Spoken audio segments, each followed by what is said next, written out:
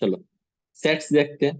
ठीक है, सेट्स में हमने जो पढ़ लिया, एक चीज इसमें मैं बताता हूँ, जो क्वेश्चन नंबर 11 था जो मैंने पीडीएफ भेजे थे, वो कहता है कि all possible proper subset, all possible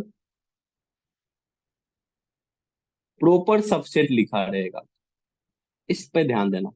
proper subset, एक मैंने बताया था कि टोटल नंबर ऑफ सबसेट कितना होता है, टू टोटल की नंबर ऑफ, पावर एन। 2 की power n, very good. Total number of subset 2 की पावर n होती है। लेकिन जब प्रॉपर सबसेट का बात करेंगे तो वो हो जाएगा 2 का पावर n-1। ये क्यों होगा, ये बिल्कुल जानने का हक है आपको, मैं बताता हूँ क्यों होगा। देखो इसमें होता क्या है ना, कि जो जो देखो हम लोग जब मान लो कोई 1 2 3 लिखी, कोई सेट है 1 2 3, तो इसके क्या क्या सबसेट हो सकते हैं।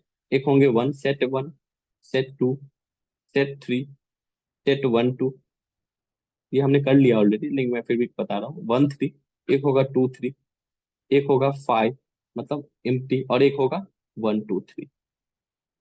यही ना होंगे, 1 2 3 4 5 6 7 8, यही होंगे, 8 होंगे। मतलब 2 का पावर n का मतलब क्या होता है, इसमें 3 एलिमेंट्स हैं, तो 2 का पावर 3 दैट इज 8।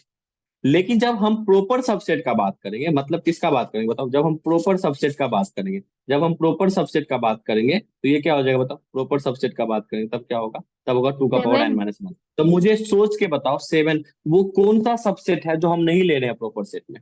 5। सोचो, सोचो और सोचो थोड़ा, वर्ड पे जाना प्रॉपर, इसलिए मैं इसको ना कलरफुल कर रहा हूँ, प्रॉपर वर्ड, प्रॉपर पे जाना। देखो ये जो है ना, तो 1 2 3। ये वर्ड, ये 1 2 3, this is not a proper subset. क्यों, ये खुद एक सेट है ना, उसको हमने जबरदस्ती बना दिया है, तो इसको नहीं लेना है। दैट्स वाई रिजल्ट इज 2 का पावर n-1। इसलिए पिछले क्लास में छूट गया था, ठीक है, इसलिए क्वेश्चंस में मिल गया। तो कुछ भी ऐसा नहीं छूटेगा, जो छूटेगा वो क्वेश्चंस में मिल जाएगा जो मैं भेजूंगा। ठीक है, तो मैं बता दिया करूंगा, और जो नहीं बताऊंगा वो बनेगा ही नहीं क्वेश्चन। समझ में आया, क्लियर है। यस सर, क्लियर था। ठीक है, चलो नेक्स्ट देखे, नेक्स्ट देखे। चलो अब हम लोग को जो पढ़ना है वेन डायग्राम। ठीक है, Venn diagram.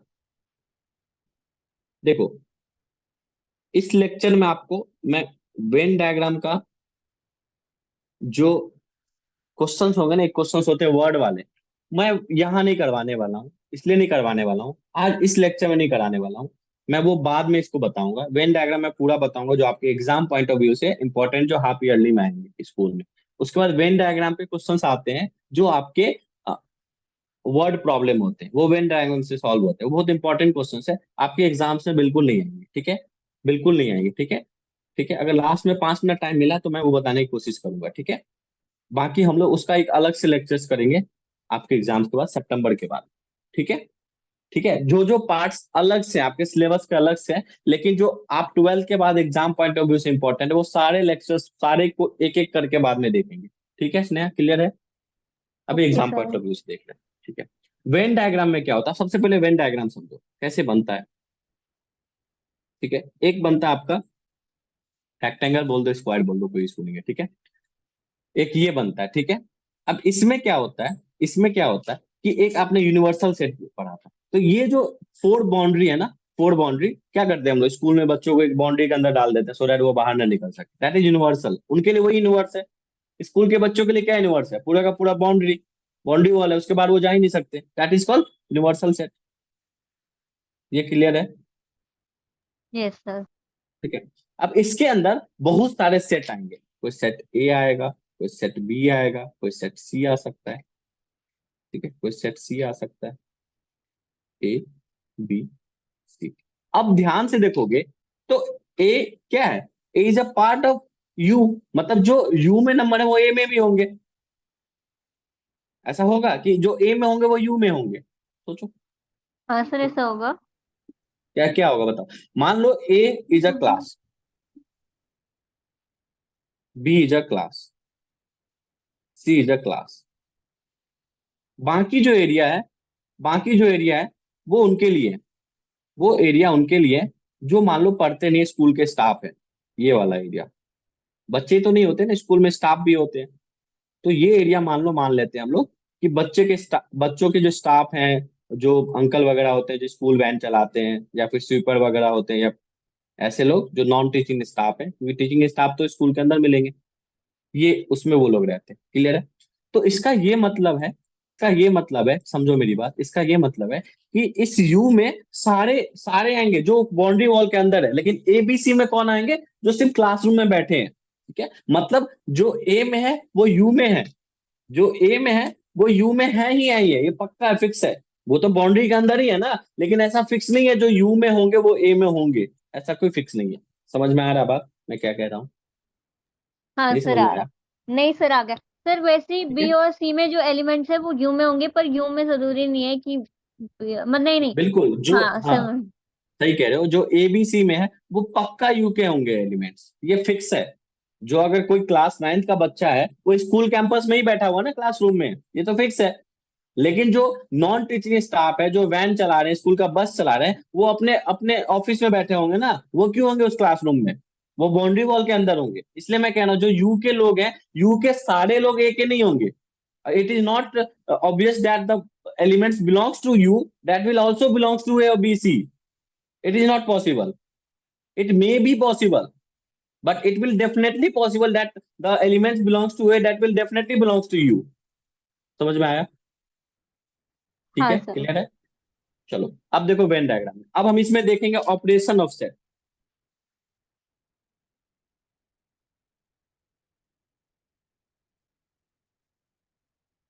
Operation of set में सबसे पहला आता है यूनियन ऑफ सेट।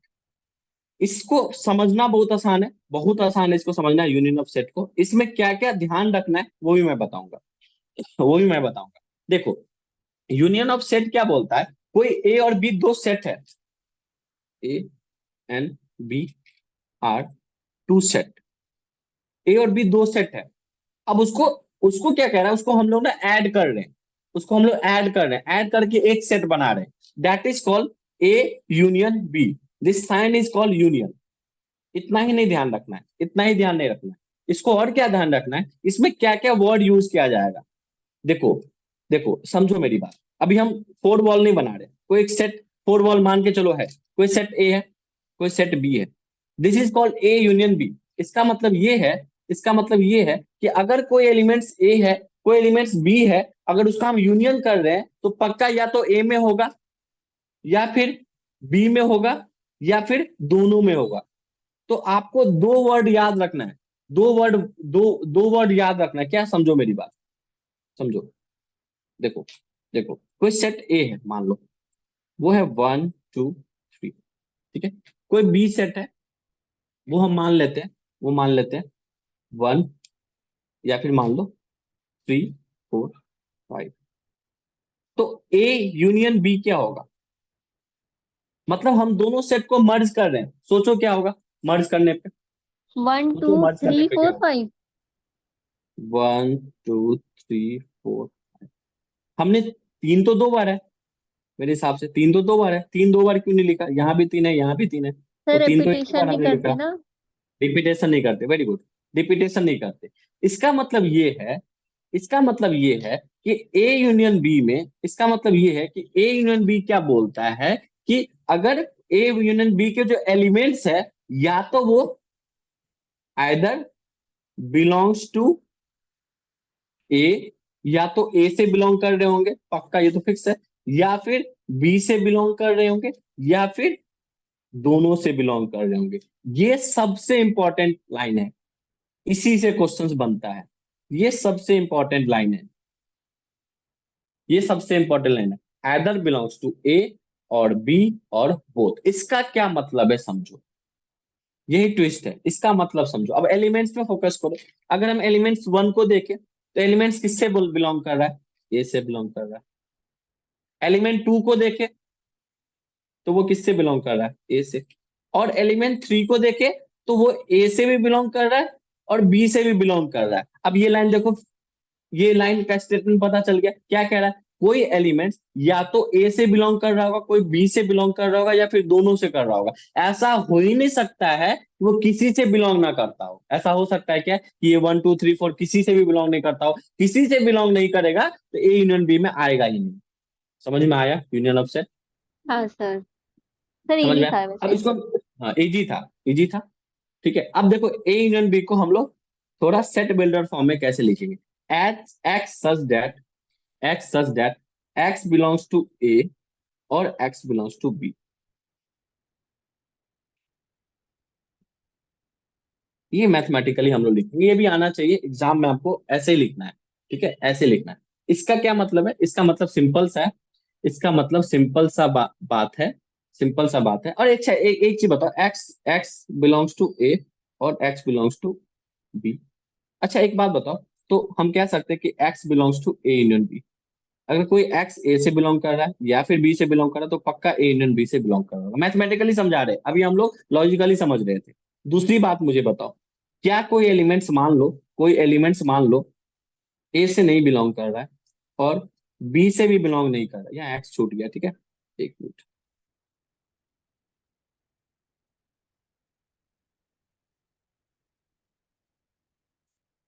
ठीक है, कोई एलिमेंट्स बी से भी नहीं बिलोंग कर रहा, तो क्या वो ए यूनियन बी से बिलोंग करेगा? नहीं ना। नहीं करेगा, तो not belongs to. Not belongs to. ठीक है, समझ में आया?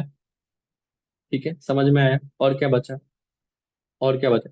अब अगर if A and B are two set, A और बी दो सेट है, A and B are two sets such that, ये आप ही बताओगे मुझे, such that A union B, sorry, A is a subset of B. अगर ए बी का सबसेट है, then A union B is equal to क्या होगा? या फिर अगर मान लो ए यूनियन बी जो है वो ए के बी के बराबर है, एंड ए यूनियन बी भी ए के बराबर है, ठीक है, तो क्या होगा? तब क्या होगा बताओ? सर ए सोचो, होगा। थोड़ा सा सोचो। सर ए नहीं नहीं, सोचो बी थोड़ा। होगा सर, बी होगा ना, बी में सारे एलिमेंट्स होंगे ना क्योंकि। देखो मैं बता रहा हूँ, सुनो मेरी बात। आपको क्या गिवन है? ए एंड बी दो सेट है। पहला क्या गिवन है? कि A is a subset of B. दूसरा गिवन है कि ए यूनियन बी करने पे बी के सारे एलिमेंट्स मिल रहे हैं। मतलब ए यूनियन बी ऐसा है कि ए यूनियन बी कर रहे हैं तो सारे एलिमेंट्स मिल रहे हैं, और ए यूनियन बी करने पे भी ए के सारे एलिमेंट्स मिल रहे हैं। तो क्या है बताओ, ए और बी क्या है? सही तो इक्वल एग्जाम्पल होंगे से ना। पता, इक्वल होंगे, और क्या हो सकता है? इक्वल होंगे, सही है, बिल्कुल सही है। और क्या हो सकता है? इक्वल सेट क्या होते हैं एक दूसरे के, याद करो। सर इक्वल वो भी होते हैं, इन नंबर ऑफ एलिमेंट्स भी सेम होते हैं। अगर ए सबसेट बी का होगा तो बी भी तो सबसेट ए का होगा। हाँ। इस कंडीशन के कारण इसका मतलब ये है कि कोई सेट ए है वो आपका 1 2 3 है, कोई सेट बी है अगर वो 3 2 1 है। इसका मतलब क्या है? इसका मतलब ये है कि A is a subset of B. अगर ए यूनियन बी करोगे तो क्या रिजल्ट आएगा? 1 2 3 ना आएगा? 1 2 3 आएगा। आएगा कि नहीं आएगा बताओ, देखो ध्यान से। इन दोनों का यूनियन करेंगे तो क्या रिजल्ट आएगा? सेम आएगा हाँ। 1 2 3 आएगा ना? तो 1 2 3 क्या है? 1 2 3 क्या है? या तो ए लिख सकते हो ये उसको, या फिर इक्वल टू में बी लिख सकते हो। इसका मतलब क्या है? दोनों ए और बी इक्वल इक्वल है। सबसेट है। इक्वल है, इसका मतलब क्या है? कि A is a subset of B, then B is also subset of A. जब भी सेट में फंसो ना, दिमाग में एक एग्जाम्पल तैयार कर लो। ठीक है, दिमाग में एक एग्जाम्पल तैयार कर लो, कुछ भी कंफ्यूजन नहीं होगा। ठीक है, कुछ भी कंफ्यूजन नहीं होगा। क्लियर है? चलो एक क्वेश्चंस हम्म। करो। थोड़ा स्लो करवा रहा हूँ क्योंकि ये कंसेप्चुअल है, ठीक है, इसलिए स्लो करवा रहा हूँ।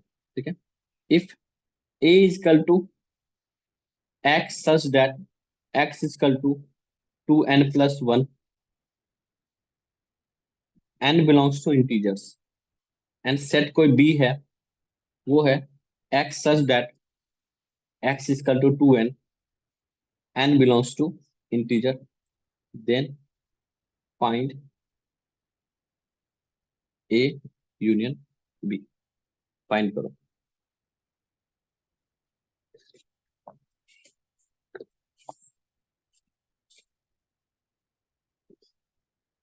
पहले इसको रोस्टर फॉर्म में कन्वर्ट करना, समझ में तो आएगा ये क्या कह रहा है। बिल्डर फॉर्म में विजुअलाइज नहीं कर पाओगे। सोचो क्या हो सकता है? 2n+1 क्या होता है? सर फिर ये एन की वैल्यू पुट करके ही तो आ जाएगा ना, मतलब एन की एक वैल्यू एक पुट करो, करके। इंटीजर्स पुट करो, इंटीजर्स पुट करो, क्या आ रहे हैं? 2n+1 क्या क्या बन रहा है? 2 3 नंबर बनाओ।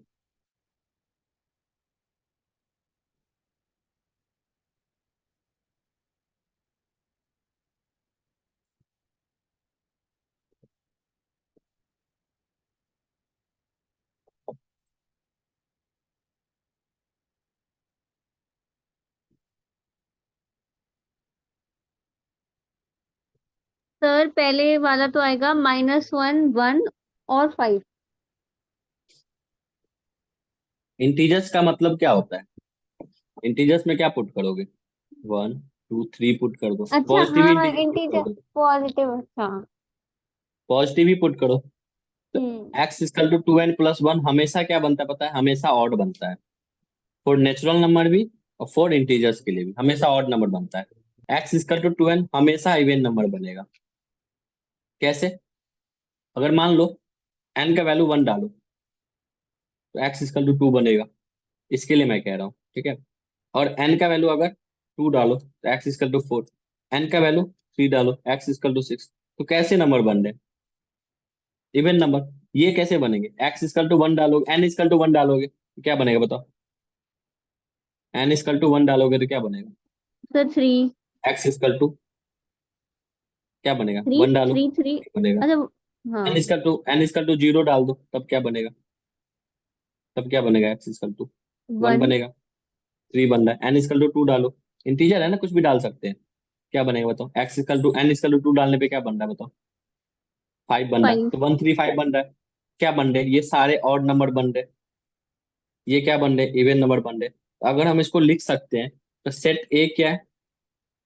सेट ए को क्या लिख सकते हैं? Collection of collection of all even number. और इवन नंबर ऐसा नहीं कि सिर्फ पॉजिटिव वाले, निगेटिव वाले भी।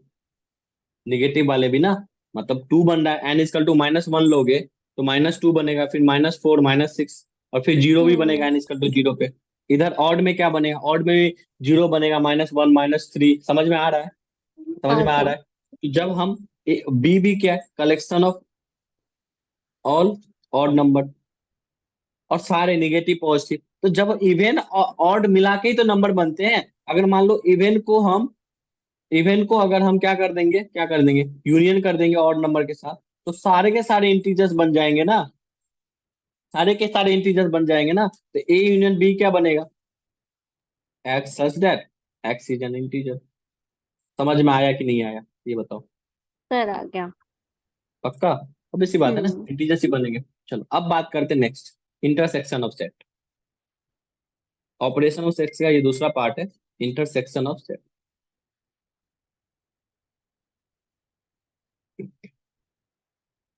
कोशिश रहेगा आज कंप्लीट करने का। हो सकता है कि थ्योरी बता के 15 20 मिनट अगले क्लास में चला जाए, ताकि उसमें क्वेश्चंस करवा दूं। ठीक है, हो सकता है, कोशिश करेंगे आज कंप्लीट कराने का।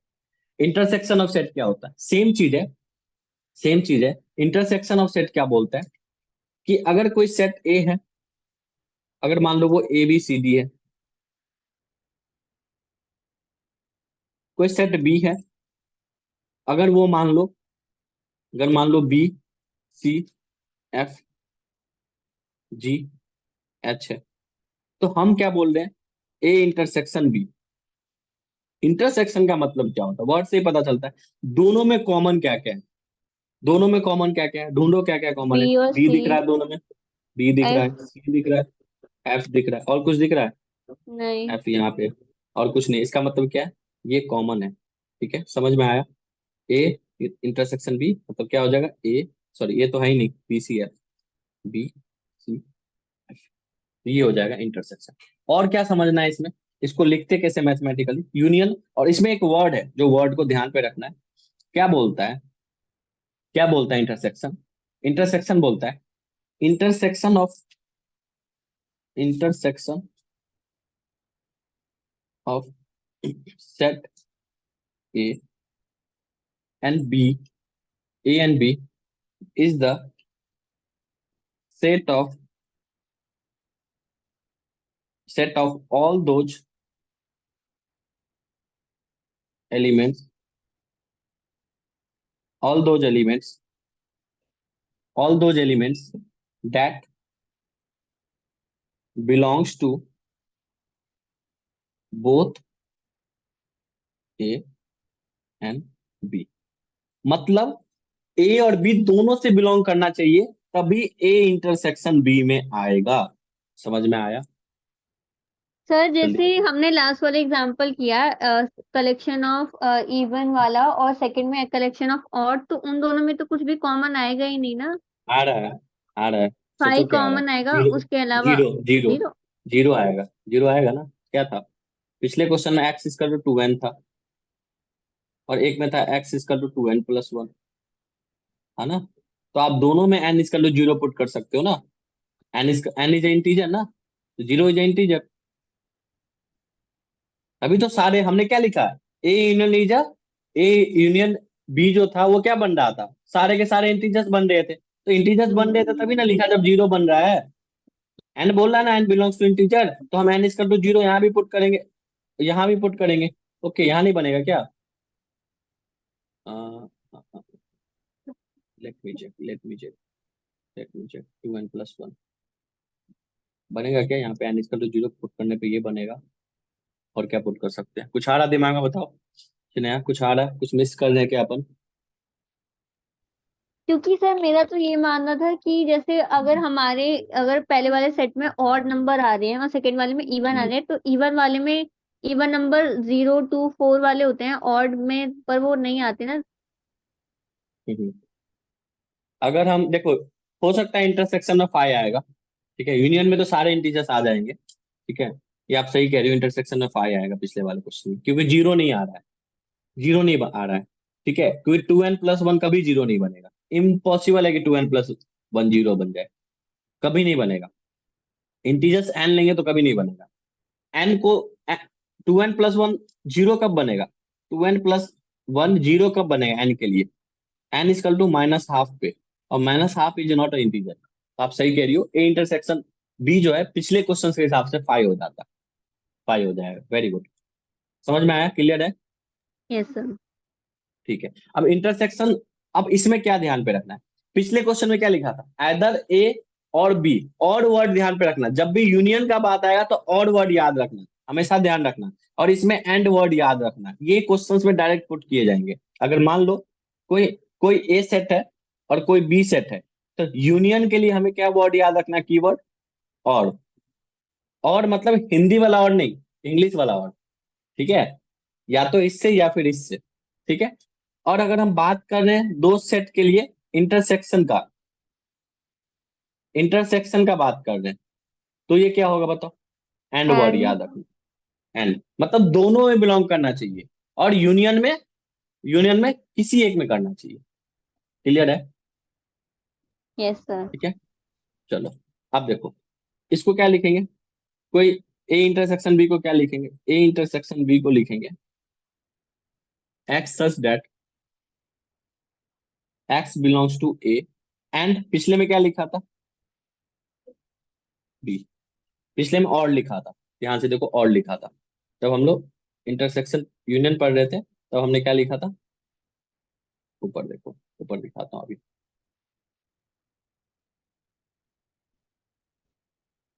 कीवर्ड लिखाया होगा ना आपको कि नहीं लिखाया? एक मिनट में, ठीक है। नहीं लिखाया तो अभी लिखा दूंगा, ठीक है। मैथमेटिकली तो लिखा ही होगा हमने। हाँ देखो, यहाँ क्या लिखा हमने? क्या लिखा? और लिखा, ठीक है। समझ में आया? यस ठीक है, सर। तो इसको भी अंडरलाइन कर लो। मतलब एक्स बिलोंग्स टू ए, ये मैं इसलिए कह रहा हूँ कि आपको स्कूल के एग्जाम में ऐसे लिखना है, ठीक है। This is the right form, ऐसे लिखना है।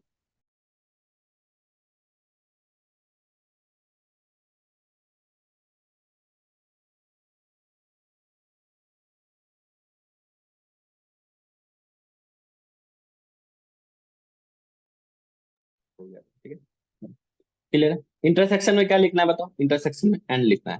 एंड लिखना है। यूनियन इंटरसेक्शन कंप्लीट है, आपको कोई दिक्कत? नहीं नहीं। सर। सर आगे। इसकी जो एग्जाम में वो वेन डायग्राम वाले क्वेश्चन भी आते हैं, जैसे लास्ट टाइम जो आया था, जो क्वेश्चन मुझे तो बिल्कुल समझ नहीं आया था। 3 सर्कल्स थे, उसमें 3 सेट थे पूरे A B C, और उसमें पूछा था कि हम्म, कितने लोगों को चाय पसंद है, कितने लोगों को कॉफी मैं वो पसंद है। क्वेश्चंस कराऊंगा ना, मैं कराऊंगा ना क्वेश्चंस, मुझे पता है वो क्वेश्चंस पूछे जाएंगे। वही तो मैं बोल रहा हूँ, word problem. Word sir problem पर अगर वो आपके एग्जाम्स में आ रहा एनसीईआरटी है में तो तो सर पर नहीं है। एनसीईआरटी में तो सिर्फ 2 वाले चीजें हैं, 3 3 वाले नहीं मैं तीन है, वाले 3 बता सेट दूंगा, वाले नहीं तीन है। वाले मैं बता दूंगा। मैं दो सर्कल भी बता दूंगा, तीन सर्कल भी, उसके लिए मैं एक अलग से क्लास ले लूंगा, ठीक है। वर्ड प्रॉब्लम के लिए अलग से बिल्कुल बन जाएगा, बहुत आसान है, ठीक है। बहुत आसान है, मुझे मौका मिला तो आज ही बता दूंगा, बहुत आसान है। अब देखो, इंटरसेक्शन और यूनियन को समझते हैं, कैसे समझते हैं? देखो, अगर मान लो ये सर्कल है, ठीक है, दो सर्कल है, कोई सेट ए है, कोई बी है। अगर हम यूनियन का बात कर रहे हैं, यूनियन का बात कर रहे हैं, शेडेड रीजन को समझो, यूनियन का बात कर रहे हैं, एक मिनट ना मेरे, एक मिनट ना, ठीक है। अगर हम यूनियन का बात कर रहे हैं, तो यूनियन का बात कर रहे हैं, तो ये पूरा पूरे के पूरे सर्कल कवर हो गए, पूरे के पूरे सर्कल यूनियन में आ जाएंगे। क्यों? यूनियन क्या कहता है, वो ए से भी बिलोंग कर रहा होगा, बी से भी बिलोंग कर रहा है, तो ए यूनियन बी में आ जाएगा। तो उनका एरिया क्या होगा, ए यूनियन बी का सारा एरिया हो जाएगा। ये क्लियर है कि नहीं क्लियर है? यूनियन के लिए पूरा एरिया होगा कि नहीं होगा? ये एग्री हाँ हो कि सर नहीं? होगा। होगा, ठीक है। अगर हम बात करें, अगर हम बात करें सिर्फ और सिर्फ इंटरसेक्शन का, तो क्या होगा बताओ, इंटरसेक्शन के लिए क्या एरिया होगा? सर जो बीच का जो इंटरसेक्शन का कॉमन एरिया ये है है, आर्क है वही वाला आएगा। ये एरिया होगा, ठीक है, ये एरिया होगा। अब यहीं पे एक चीज आपको समझना है, ये हो जाएगा, एक मिनट में, ये हो जाएगा ए इंटरसेक्शन बी। और पूरा का पूरा ब्लैक क्या हो जाएगा, पूरा का पूरा ब्लैक क्या हो जाएगा, ये ए वाला चीज क्या हो यूनियन बी। जाएगा, पूरा का पूरा ए यूनियन बी, ठीक है, ए यूनियन बी हो जाएगा, ठीक है। मैं इसको बता देता हूँ, ऐसे कर देता हूँ, सो दैट आप समझ सको, ठीक है। चलो, अब देखो, ये हो जाएगा। अब समझो, अगर हम सिर्फ बात करें इस एरिया का, ध्यान से समझना इस चीज को, सिर्फ बात करें इस एरिया का, ये क्या कहलाएगा? अगर हम बात करें इस एरिया का, यही से क्वेश्चन पूछे जाते हैं, तो ये क्या कहलाएगा? सोचो, sir number of elements in A और number of elements in B. फिर से सोचो, हम किसकी बात कर रहे हैं? लेट मी क्लियर दिस, हम किसकी बात कर रहे हैं? एक मिनट देना मेरे को, हम किसकी बात कर रहे हैं? हम बात कर रहे हैं, इसको हटाओ पहले, हम बात कर रहे हैं सिर्फ इसका, इसका, इसका बात कर रहे हैं, ठीक है। अगर ये पॉइंट्स हटा दो, ये वाले चीज हटा दो, उसके अलावा जो इधर बचा है, इधर जो इतना सा बचा है, ये ऐसा स्पेस है, elements only belongs to A, only belongs to A. समझ में आया? ये ऐसा जगह है, बिलोंग्स टू बोथ, तब ना इंटरसेक्शन में आ रहा है, इसको समझो, वो सारे न्यूमेरिकल बन जाएंगे, बिलोंग्स टू बोथ। ये कैसे है, ओनली बिलोंग्स टू बी। समझ में आ रहा है कि नहीं आया? मैं क्यों कह रहा हूँ सिर्फ बी से बिलोंग कर रहे हैं, कि नहीं आया? जल्दी नहीं बताओ। सर नहीं सर आ गया। आ गया ना? तो ये एरिया हम्म। सिर्फ और सिर्फ बी से बिलोंग कर रहा है। अब समझो बात, अब समझो बात, जो ओनली बिलोंग्स टू बोलते हैं, ओनली बिलोंग्स टू जो जिसको बोलते हैं, उसको एक अलग से भी नाम देते हैं, उसको क्या नाम देते हैं वो समझो। वो ऐसे ही बनाना, जैसे मैं बना रहा हूँ ना, ऐसे नोटबुक में बनाना, ठीक है, हेल्प करेगा आपको एग्जाम में, ठीक है। जो ए माइनस, ये इसको हम लोग और क्या बोलते हैं, इसको बोलते हैं ए माइनस बी। ए माइनस बी का मतलब होता है डिफरेंस ऑफ सेट। अभी बताता हूँ इसका मतलब क्या है, डिफरेंस ऑफ सेट, इसको बोलते हैं बी माइनस ए। उस एरिया को क्या कह रहा हूँ, बी माइनस ए। और ए माइनस बी को क्या बोलते हैं, ओनली बिलोंग्स टू ए, और इस एरिया को ही बोलते हैं ए माइनस बी, ठीक है। ए माइनस बी का मतलब क्या है ये भी समझ लो। कोई सेट 1 2 3 है, 1 2 3 4 5 है, ठीक है, मान लो। कोई सेट बी है, वो है 3 4 5। तो ए माइनस बी क्या होगा, ऐसा एलिमेंट्स लिखो जो सिर्फ ए से बिलोंग करता हो, जो सिर्फ ए से बिलोंग सर करता हो। ए क्या से होगा बिलोंग, बताओ? चारों ही कर रहे हैं सिर्फ वन ए टू। से, अच्छा हाँ नहीं, वन सिर्फ टू ए फोर। से, 1 2 4 हाँ 3 तो नहीं आएगा। सिर्फ 1 2 सिर्फ 1 2 देखो, सिर्फ 1 2 ध्यान से देखो, 1 2 फोर्थ ऐसा में आ रहा एलिमेंट है। है सिर्फ और सिर्फ ए में है। हम्म। देखो, देखो 3 क्या है, 3 इसमें भी है, इसमें भी है, 4 इसमें भी है, इसमें भी है, 5 इसमें भी 5। 1 और 2 ऐसा है जो सिर्फ ए में है। समझ गए बात, ए माइनस बी का मतलब। यहीं पे अगर हम बी माइनस ए करें, तब क्या होगा तुम ही बताओ, सिर्फ सर और सिर्फ 5 बी होगा से जो बिलोंग सिर्फ करना, सिर्फ बी में ही है 5। सिर्फ 5। अब समझ में आया, ए माइनस बी को क्या बोलते हैं, बी माइनस ए को क्या बोलते हैं? एक तो हाँ डिफरेंस ऑफ सेट भी बोलते हैं, दूसरा क्या बोलते हैं, only belongs to that set. अगर ए माइनस बी कर रहे हैं तो वही लिखेंगे जो सिर्फ ए में बिलोंग्स करता हो। माइनस ही कर लो ना, माइनस करने पे 3 4 कट जाएगा। अब 5 तो बी से बिलोंग करता है, उसको लिखेंगे ही नहीं, तो 1 2 लिखेंगे। समझ में आया? यस सर, आ गया। ठीक है। अब एक होता है, न्यूमेरिकल कराएंगे, डोंट वरी। ठीक है, तो इसको थर्ड नंबर कर देना। देखो, डिफरेंस ऑफ सेट को थर्ड नंबर कर देना। ठीक है, थर्ड पॉइंट लिख देना difference of set. Fourth point लिखना तुम, फोर्थ पॉइंट जो लिखना वो लिखना symmetry difference of set. Numerical का तो बिल्कुल टेंशन मत लेना। ठीक है, वर्ड प्रॉब्लम का वो मेरा पूरा एक्सपर्टीज है, मैं अच्छे से बताऊंगा उसको, बाकी सब भी है। ठीक है, वो ज्यादा एक्सपर्टीज है। सिमेट्रिक डिफरेंस ऑफ कितने सेट का? दो ही सेट का करेंगे ना। कॉफी चाय फुटबॉल वाले ऐसे क्वेश्चंस कराएंगे ना, उससे बाहर कुछ नहीं पूछेगा, मुझे पता है टीचर क्या पूछेंगे। ठीक है, symmetric difference of two set, उसको बोलते क्या है? मतलब A minus B union B minus A is symmetric difference of set. ठीक है, जिसको हम लोग डिनोट करते हैं, denoted by, denoted by A symmetric B. अब मैं पहले वाला एग्जांपल देता हूँ। कोई ए सेट था, वन टू, क्या था बताओ, क्या था एग्जांपल, क्या था? वन टू थ्री था, वन टू थ्री फोर। और 3 4 तो 5 बी था। सेट था। ठीक है, बी सेट था, बी सेट है, वो क्या है? Three four five. तो मैंने क्या पूछा आपसे? आपको क्या करना है, पहले ए माइनस बी निकालना है। ठीक है, ए माइनस बी क्या आएगा बताओ? सर 1 2। ए माइनस बी क्या? वन टू आएगा, ये तो अभी किया है। ठीक है, बी माइनस ए क्या आएगा? सिर्फ फाइव। अब इनका यूनियन कर दो, A minus B 1 2 union, 5। Very good, B minus A, ये क्या हो जाएगा? One two five. तो मतलब समझ में आ रहा है? मतलब ये है, मतलब ये है कि अगर मान लो आप, अगर एग्जाम्पल से मुझे बताओ, इससे एक चीज आपको क्लियर में आ गया होगा, सेट सिर्फ एग्जाम्पल से समझा जा सकता है। सेट किससे समझा जा सकता है बताओ? एग्जाम्पल सेट से। सिर्फ एग्जाम्पल से समझा जा सकता है। ठीक है, अगर हम बात करें, अगर हम बात करें कि symmetric difference of two set को डिनोट करें, तो वहां कहाँ डिनोट होगा? ये ए है, ये बी है, इसको सर्कल अच्छे से बना, ये सर्कल थोड़ा अच्छे से बन जाए। ए है, ये बी है। What is the area of symmetric set? What is the area of symmetric set? क्या होगा सर इसमें, एक तो सोचो। वो वाला देखो, जो हमने पढ़ा ना, ओनली पार्ट इन ए वाला आएगा और only part in be very वाला गुड, आएगा। बी वाला आएगा। यही तो, इसी को तो यूनियन कर रहे हैं।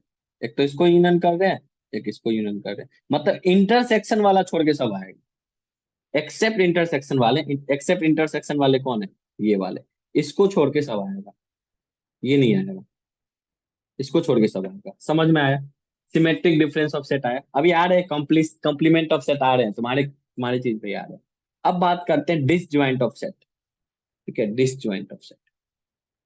अभी तक हमने जितने सेट पढ़ा वो ज्वाइंट सेट थे, अब पढ़ेंगे डिसजॉइंट सेट। ज्वाइंट मतलब ऐसे सेट, जैसे ज्वाइंट है ना कुछ तो कॉमन आ ही रहे थे।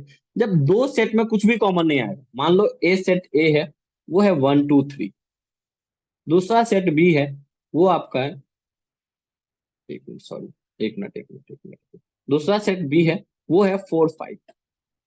Then what is the A union B, या ए इंटरसेक्शन बी?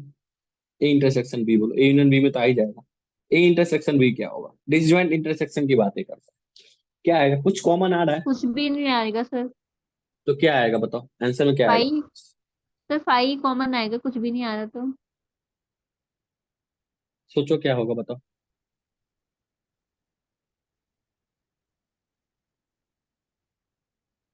क्या आएगा बताओ ना, फाइव आएगा कि नहीं आएगा? सर 5 ही फाइव आएगा। आएगा ना, आएगा, फाइव आएगा। इसका मतलब क्या है? ये दोनों सेट को हम कैसे डिनोट करेंगे इसमें? क्योंकि सारे सेट को सब में डब्बा बना देना, मैंने डब्बा मिस किया है क्योंकि मुझे वो चार्ट बना बना के एक्सप्लेन करना। आप सब में डब्बा बनाओगे, ठीक है? यूनिवर्सल सेट के अंदर ही सब आएगा, स्कूल के अंदर ही सारे बच्चे आएंगे ना, तो कैसा बनेगा? जब ज्वाइंट ही नहीं है तो ऐसा बनेगा, कोई सेट ए है, कोई सेट बी है, this is this joint set. समझ में? छोटा सा सेट है। जब कोई दो सेट के बीच में कोई कोई कोई कॉमन ही नहीं आए, कोई इंटरसेक्शन पॉइंट ना हो, तो क्या बोलेंगे बताओ? क्या डिसजॉइंट बोलेंगे? से। अगर मान लो if A intersection B not equal to five, इसका क्या मतलब है? नहीं नहीं सर, फिर तो जॉइंट सेट होंगे ना। तब वेरी गुड, तब सारे के सारे ज्वाइंट सेट, मतलब अभी जो पढ़ा है उसके अलावा सारे हमने ज्वाइंट सेट पढ़ा है। उसके अलावा क्या पढ़ा है? Joint set. ठीक है, क्लियर है? क्लियर है? यस सर क्लियर है। चलो, अब बात करते हैं कॉम्प्लीमेंट ऑफ सेट। ठीक है, कॉम्प्लीमेंट ऑफ सेट। फिंगर में पता नहीं क्या प्रॉब्लम हुआ है, कुछ काम नहीं कर रहा। ठीक है, कॉम्प्लीमेंट ऑफ सेट बता दूं, नहीं बताऊं?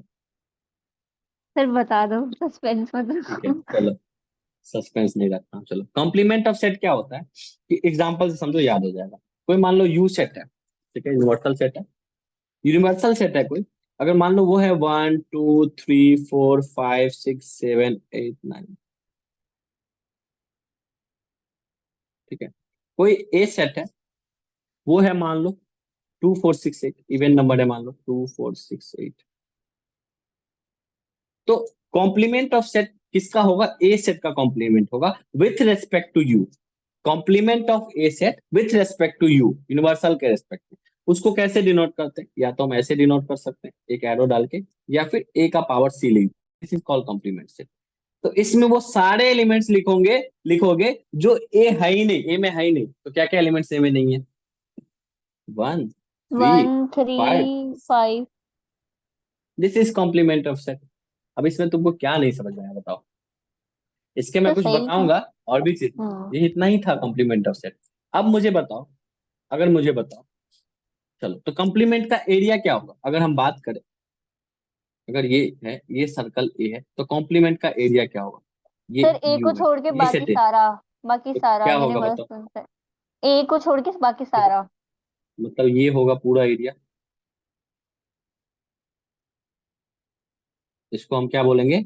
Area of complement. ये सारा डायग्राम बनाना नोटबुक में, ठीक है? इसलिए मैं बना रहा हूँ, ठीक है, इसलिए नोटबुक में बनाना कि एग्जाम से एक दिन पहले ये हेल्प करेंगे, ठीक है? और एग्जाम में जब ऐसे बनाओगी ना, अच्छे मार्क्स मिलेंगे। ठीक है, चलो, तो ये क्या हो जाएगा? ये पूरा एरिया क्या हो जाएगा?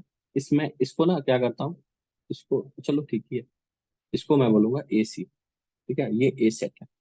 ठीक है, याद रहेगा। अब कुछ मैं बताता हूँ। अगर मैं अगर मैं यू का ही कॉम्प्लीमेंट आपसे पूछूं तो क्या होगा? आंसर बताओ। अगर मैं यू का यूनिवर्सल का ही कॉम्प्लीमेंट करूं, अगर स्कूल बाउंड्री से बाहर का चीजें पूछूं तो क्या होगा? नहीं सर, पर होना नहीं चाहिए ना, क्योंकि यू में तो हमारा फाइव सब होगा आ ना, रहा है ना। कुछ नहीं होगा तो हाँ। फाइव होगा। फाइव हो जाएगा। हम्म। यू का कॉम्प्लीमेंट फाइव हो जाएगा ना। स्कूल के बाहर क्या, मुझे क्या पता? हमारे लिए दुनिया ही एग्जिस्ट नहीं करता स्कूल के बाहर। ठीक है, तो स्कूल स्कूल टाइम के अंदर स्कूल के बाहर कोई बच्चा होगा? कोई अच्छा स्कूल है, स्ट्रिक्ट स्कूल है, तो बाहर घूम रहा होगा? नहीं घूमेगा। कोई बच्चे नहीं होंगे, फाइव होंगे। ठीक है, समझ में? दूसरा प्रॉपर्टी, ये प्रॉपर्टी है, प्रॉपर्टी लिख सकती हो, पूछ सकता है property. I I am sure dad की प्रॉपर्टी आपको नहीं बताया गया होगा एग्जाम में, बताया गया है स्कूल में? नहीं सर, नहीं बताया। नहीं बताया गया होगा, मुझे पता है। अगर मैंने फाइव का ही कॉम्प्लीमेंट हम कर दिया तब क्या बनेगा? अभी सर तुम फाइव। आराम से बता दोगे। स्कूल के बाहर क्या होंगे? फाइव। कुछ नहीं है। हाँ। फाइव का कॉम्प्लीमेंट, फाइव का कॉम्प्लीमेंट सर यूनिवर्सल से। यूनिवर्सल हो जाएगा। हाँ। समझ में आया? दोनों याद हो जाएगा। थर्ड देखो, थर्ड अगर मान लो हम ए का ही किसी कॉम्प्लीमेंट का ही कॉम्प्लीमेंट कर देंगे तब क्या होगा? सर वही आ जाएगा ना, ए ही आ जाएगा। क्या आ जाएगा? ए आ जाएगा, वेरी गुड। अगर मान लो, तुम ही बता रही हो, मैं तो पढ़ा ही नहीं रहा हूँ, तुम ही पढ़ रही हो। ठीक है, अगर मान लो फोर्थ है, अगर मान लो हमने किसी एक ही सेट है, उसी सेट का उसके कॉम्प्लीमेंट के साथ यूनियन कर दिया तब क्या आएगा? सर दो यूनिवर्सल सेट आएगा, क्योंकि दोनों ही आ यूनिवर्सल, गए। Very good. वेरी गुड, तब तुम इसका भी जवाब दे दोगी। इंटरसेक्शन क्या होगा इन दोनों का? Sir five. फाइव। कोई कॉमन ही नहीं होगा। कुछ बताओ, अभी तक क्लियर है सारा कुछ? हाँ सर क्लियर है। अभी तक सारा कुछ क्लियर है। चलो, अभी तक सारा कुछ क्लियर है। अब कुछ और प्रॉपर्टी देखते हैं, ठीक है? जल्दी जल्दी देखते हैं, ठीक है? ये नॉर्मल सा प्रॉपर्टी है, आपको आना चाहिए। पहला होता है प्रॉपर्टी, क्या बोलो इसको? अलजेब्रा, लॉ ऑफ अलजेब्रा भी बोल सकते हो। Law of algebra of set बोल सकते हो। ठीक है, लॉ ऑफ ऑलवेज। मैं एक और क्लास लूंगा सेट का, ठीक है, उसमें वर्ड प्रॉब्लम करा दूंगा। एग्जाम में सेट में कंप्लीट मार्क्स आएंगे, सेट में कंप्लीट आएंगे। और क्या पढ़ा है आपको, एक और चैप्टर पढ़ा है ना भी, फिर कॉम्प्लेक्स कॉम्प्लेक्स। नंबर। कॉम्प्लेक्स में सारे सारे मार्क्स आएंगे। जितना टॉपिक बताऊंगा एग्जाम तक, आई होप कि मैं सारा टॉपिक बता दूं, और मैंने बता दिया। आई होप कि सारे में फुल मार्क्स आएंगे, अगर आपने उतना भी पढ़ लिया जितना मैं क्लास में करा रहा हूँ, और जितना मैंने क्वेश्चंस दिया है, उससे बाद कुछ नहीं पूछेंगे टीचर, कुछ भी नहीं पूछेंगे। ठीक है, चलो अगर हम बात करें प्रॉपर्टीज और law of algebra of set का बात करें, तो पहला मान लो, पहला हम लोग बोलते हैं, ये मैं ज्यादा ही बता रहा हूँ, Adam potent, Adam potent of, Adam potent law. ठीक है, ये मैं ज्यादा ही बता रहा हूँ, लेकिन ये आता होगा, नाम डिफरेंट है। मुझे बताओ, किसी सेट को हम उसी के साथ यूनियन कर देंगे तो रिजल्ट क्या होगा? एग्जाम्पल से सोचो, 1 2 3 है, उसको उसी के साथ यूनियन कर देंगे तो क्या हो जाएगा बताओ? सर वही तो आ जाएगा, वही सेट आ जाएगा वही ए। आ जाएगा, जल्दी जल्दी बताओ चलो। अगर उसी सेट को उसी के साथ इंटरसेक्ट करेंगे तो क्या आएगा? सर सेम कॉमन पार्ट्स तो वही होंगे। सारे कॉमन आएंगे, वेरी गुड। अगर हम आइडेंटिटी लॉ का बात करें, इम्पोर्टेंट हो गया, आइडेंटिटी लॉ का बात करें, तो फास्ट लिख रहा हूँ तो हैंडराइटिंग गड़बड़ हो सकता है। अगर हम बात करें ए यूनियन फाइव, तो क्या आएगा रिजल्ट? सर 5। नहीं, union five, uh very uh good. A A A नहीं, ए आएगा ना, यूनियन कर रहे हैं। फिर फाइव क्यों कह रही हो? हाँ, ठीक है, वो चलो इंटरसेक्शन बी का 5 होगा। हाँ, इंटरसेक्शन फाइव होगा। अगर हम बात करें ए इंटरसेक्शन यू, तो क्या होगा? सर ए पक्का? अब ऐसी बात है, यही इंटरसेक्शन, होगा। हाँ ए होगा, हाँ। अगर हम बात करें कम्यूटेटिव लॉ, जो सोच रही हो सही सोचो, एग्जाम्पल ध्यान पे रखना, याद आते इतने सारे एग्जाम्पल कर लिया। कम्यूटेटिव लॉ ये क्या कहता है? ये क्या कहता है? ये कहता है कि अगर हम ए यूनियन बी करें या बी यूनियन ए करें, तुम बताओ कोई रिजल्ट में डिफरेंस आएगा? सर नहीं सर, दोनों ही कोई सेम रिजल्ट होगा। सेम ही चीज आएगा। ऐसे हम ए इंटरसेक्शन बी करें और बी इंटरसेक्शन ए करें, result will be same. Same होएगा। लेकिन क्या हम ए माइनस बी करें और बी माइनस ए करें, क्या रिजल्ट सेम होगा? नहीं। Not equal to. कभी कभी इक्वल हो सकता है, इक्वल सेट में इक्वल हो सकता है, लेकिन ऑलवेज तो नहीं होगा ना। तो ऑलवेज नहीं करेंगे तो ऑलवेज नहीं होगा तो नहीं लिखेंगे। ठीक है, और क्या हो सकता है? एक होता है एसोसिएटिव लॉ। ये सब आसान है, ठीक है, लेकिन एक एक लाइन का है, इसलिए मैं बता दे रहा हूँ। आई होप एनसीईआरटी में होगा। अगर ए यूनियन बी करे, यूनियन सी करे, या फिर ए यूनियन और बी यूनियन सी करे, रिजल्ट विल बी सेम। मतलब बी बी और सी को एक साथ ऐड कर दे, या फिर ए और बी को एक साथ ऐड करने के बाद सी ऐड करे, और ए और बी और सी को एक साथ ऐड करने के बाद ए ऐड करे, बात बराबर ही होगा। क्या डिफरेंस आएगा? आएगा कोई डिफरेंस? नहीं। नहीं आएगा। इससे ज्यादा इंपॉर्टेंट है, समझ में आ रहा है? हाँ नेक्स्ट सर। कराए? नेक्स्ट करवा दो। नेक्स्ट है, ठीक है, डिस्ट्रीब्यूटिव लॉ। डिस्ट्रीब्यूटिव लॉ ये क्या कहता है? ये थोड़ा समझने वाला है।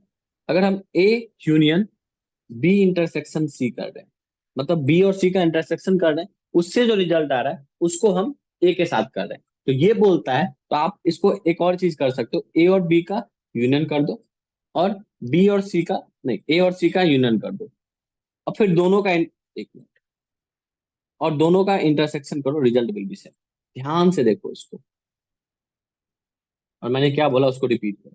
मैं ए को बी इंटरसेक्शन सी के साथ यूनियन कर रहा हूँ, मैं ए को बी इंटरसेक्शन सी के साथ यूनियन कर रहा हूँ, और एक जगह क्या कर रहा हूँ, ए यूनियन बी कर रहा हूँ, ए यूनियन सी कर रहा हूँ, उनका इंटरसेक्शन कर रहा हूँ। अगर ये नहीं समझ में आए, एक एग्जांपल ले लेना, एबीसी की, एबीसी को सेट ले लेना, कोशिश करना है कि बी और सी के एलिमेंट्स उसमें इंटरसेक्शन हो। ए और बी सी के देखो, कभी भी तुम अगर एग्जांपल लेना हो ना तो ऐसे ले लेना, कोई 3 सेट लेना हो ना तो एक 1 2 3 ले लेना, बी सेट ले लेना 2 3 4, और सी सेट ले लेना, सी सेट ले लेना 4 5 6, ऐसा कुछ ले लेना, ताकि तीनों में कुछ ना कुछ कॉमन आता रहे।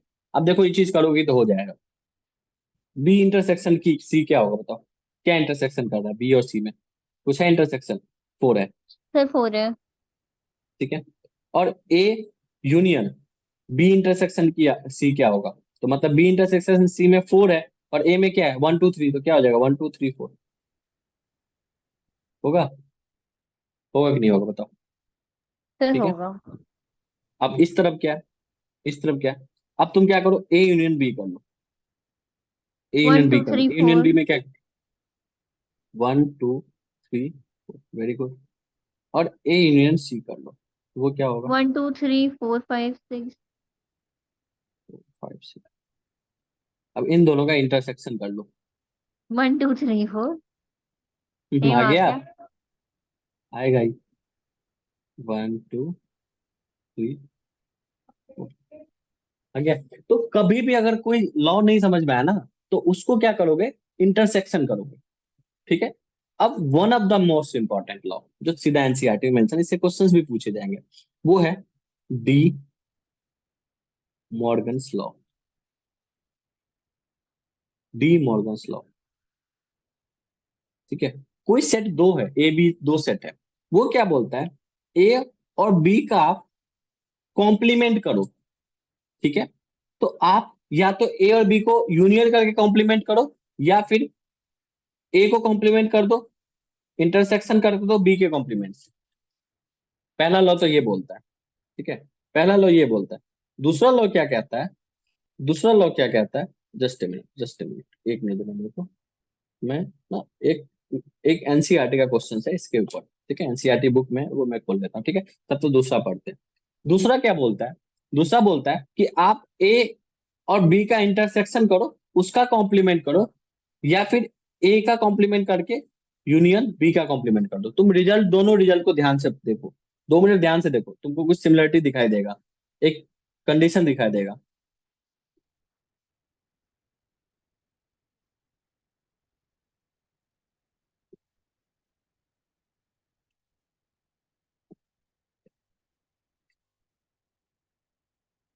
दिखा कुछ?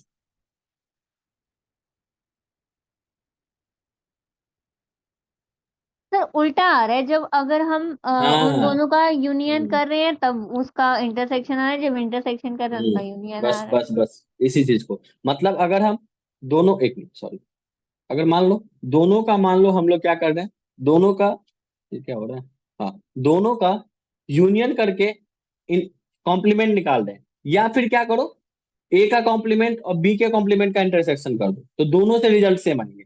या फिर दोनों का इंटरसेक्शन का कॉम्प्लीमेंट करो और दोनों का इंडिविजुअल का कॉम्प्लीमेंट करके यूनियन करो, तो रिजल्ट सेम आएंगे। ठीक है। तो मैं क्वेश्चन देखता हूँ, एनसीईआरटी है आपके सामने? हाँ सर मेरे पास है। एनसीईआरटी है।